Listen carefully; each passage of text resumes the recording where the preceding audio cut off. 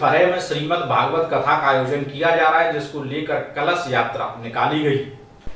फरह में वनखंडी महादेव सेवा समिति की ओर से गुरुवार को श्रीमद् भागवत कथा का शुभारंभ किया गया। कथा प्रतिदिन दोपहर 2 बजे से 6 बजे तक चलेगी। वृंदावन से आए कथावाचक आचार्य पंडित सत्यदेव भारद्वाज द्वारा महाराज जी की श्रीमद् भागवत कथा का प्रत्येक प्रसंग हमें मानवता की शिक्षा प्रदान करता है। हमारा जीवन किस मार्ग में चले जिससे लक्ष्य की प्राप्ति हो।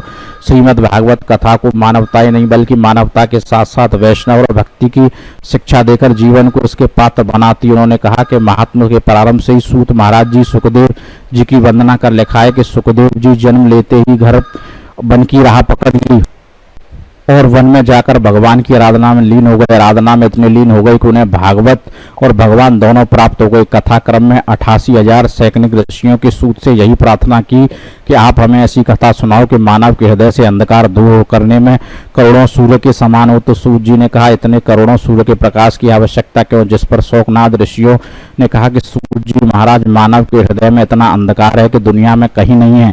इस अंधकार को दूर करने के लिए प्रकाश की आवश्यकता है जिसका तेज करोड़ों सूर्य के समान हो। सूत जी ने कहा कि शोकनाथ ऋषि, आपका प्रश्न संसार के कल्याण के लिए। ऋषियों, आपको ऐसी कथा सुनाऊंगा जिससे संसार की निवृत्ति और परमात्मा में प्रवृत्ति होगी।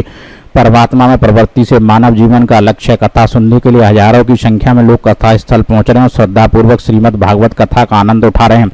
इस अवसर पर फरह चेयरमैन सालिग्राम भटिया, पूर्व चेयरमैन मुरारीलाल शर्मा, भाजपा नेता अशोक शर्मा, समाजसेवी राजेश उदयवाल, मनोज मित्तल, निखिल उदयवाल, मनीष अग्रवाल, अशोक पुजारी, सत्तो बघेल, राकेश बघेल, शैलेश सभासद, टीटू मामा, छोटू आदि लोग मौजूद रहे। सतीश तरकर, मथुरा, समाचार 24।